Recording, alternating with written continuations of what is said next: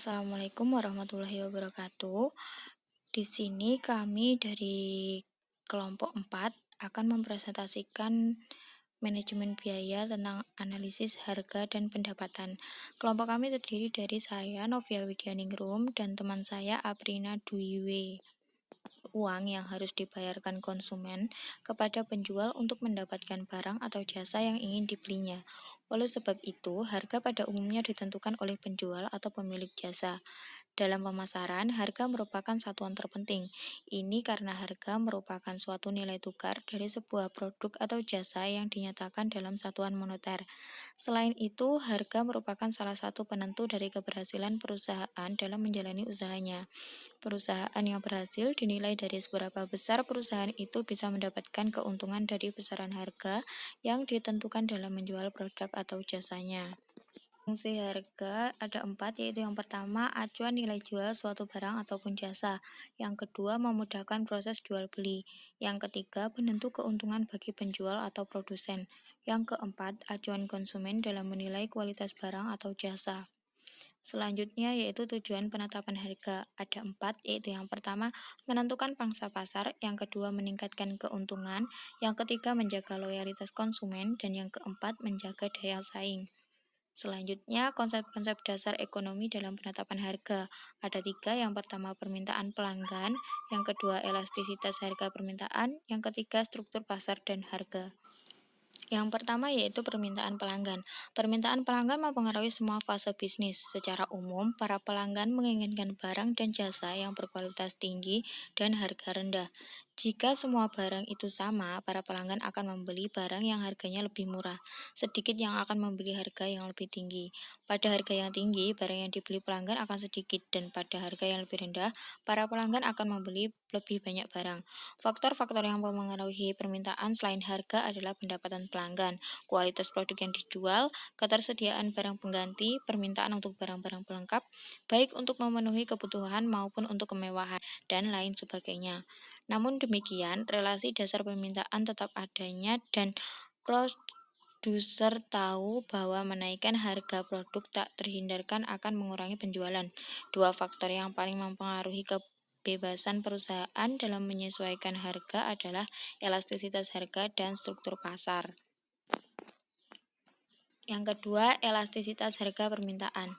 Secara umum, permintaan elastis untuk suatu barang berarti suatu peningkatan harga pada persentase tertentu akan menurunkan kuantitas permintaan lebih besar dari persentase penurunan harga.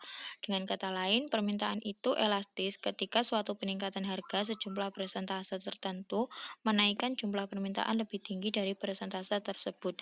Lawannya, permintaan tidak elastis terjadi ketika perubahan harga pada persentase tertentu terkait dengan perubahan kuantitas barang dengan persentase yang lebih kecil. Karakteristik elastisitas. Barang-barang yang elastis terhadap harga cenderung memiliki banyak barang pengganti, bukan kebutuhan mendesak, dan mengambil porsi yang besar dari pendapatan pelanggan. Kurva permintaan untuk tiket nonton film, makan di restoran, otomobil cenderung elastis. Jelasnya, nonton film dan makan di restoran bukan merupakan kebutuhan mendesak dan memiliki banyak produk pengganti. Seperti yang telah diketahui sendiri oleh pemilik bioskop, terdapat banyak produk pengganti untuk nonton film. Yang pertama yaitu orang dapat menonton TV, membaca buku, pergi makan malam, menghadiri konser atau drama, atau sekedar jalan-jalan. Suatu penurunan harga yang relatif kecil saja dapat menaikkan jumlah orang yang membeli mobil, contohnya mobil bekas. Yang ketiga yaitu struktur pasar dan harga. Terdapat 4 jenis struktur pasar, yaitu yang pertama pasar persaingan sempurna, yang kedua pasar monopoli, yang ketiga pasar persaingan monopolistik, yang keempat pasar oligopoli. Selanjutnya, penetapan harga berdasarkan biaya. Metode penetapan harga berdasarkan biaya atau cost plus pricing method adalah penentuan harga jual dengan cara menambahkan laba yang diharapkan di atas biaya penuh masa yang akan datang untuk memproduksi dan memasarkan produk. Dalam metode ini, penjual atau produsen menetapkan harga jual untuk satu unit barang yang besar sama dengan jumlah biaya per unit, ditambah dengan suatu jumlah untuk menutup laba yang diinginkan, yang disebut juga sebagai margin, pada unit tersebut. Berikut langkah-langkah strategi penetapan harga biaya plus yang biasa dilakukan, yaitu yang pertama, tentukan total biaya produk dan layanannya terlebih dulu. Dalam menentukan biaya tersebut, Anda bisa menjumlah dari biaya tetap dan variabel. Yang kedua, bagilah biaya total dengan jumlah unit agar Anda bisa mendapatkan hasil untuk jumlah biaya unit. Selanjutnya, yang ketiga, kalikan biaya unit dengan persentase markup agar bisa mendapat biaya penjumlahan serta margin keuntungan produk. Formula metode cost plus pricing method adalah sebagai berikut, yaitu biaya total ditambah margin akan menghasilkan harga jual. Pembiayaan sesuai sasaran dan penetapan harga.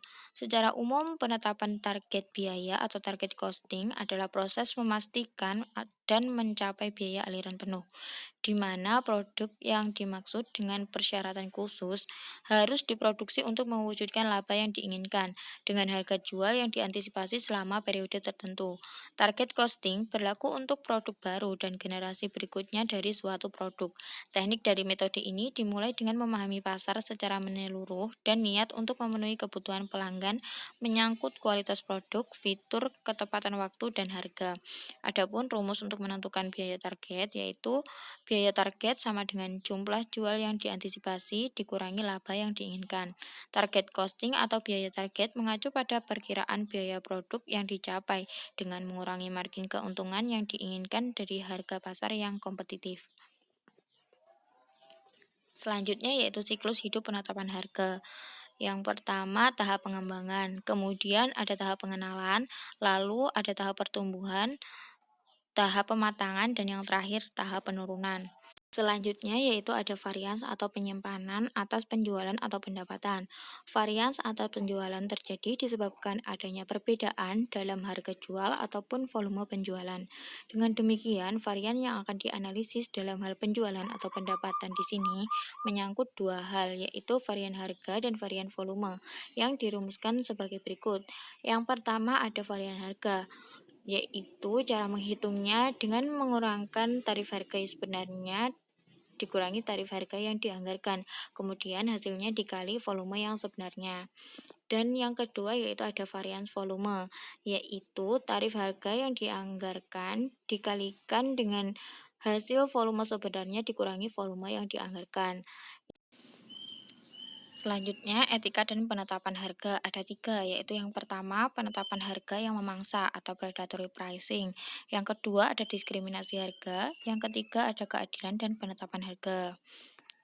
Kemudian, kesimpulannya, secara umum harga adalah senilai uang yang harus dibayarkan kepada konsumen, kepada penjual, untuk mendapatkan barang atau jasa yang diinginkan pembelinya. Oleh sebab itu, harga pada umumnya ditentukan oleh penjual atau pemilik jasa. Tujuannya ada 4, menentukan pangsa pasar, meningkatkan keuntungan, menjaga loyalitas konsumen, dan menjaga daya saing. Fungsinya sendiri juga ada 4, yaitu yang pertama, acuan nilai jual suatu barang ataupun jasa, yang kedua memudahkan proses jual beli, yang ketiga penentu keuntungan bagi penjual atau produsen, yang keempat acuan konsumen dalam menilai kualitas barang atau jasa. Dan demikian presentasi dari kami. Apabila ada kurang lebihnya kami mohon maaf. Wassalamualaikum warahmatullahi wabarakatuh.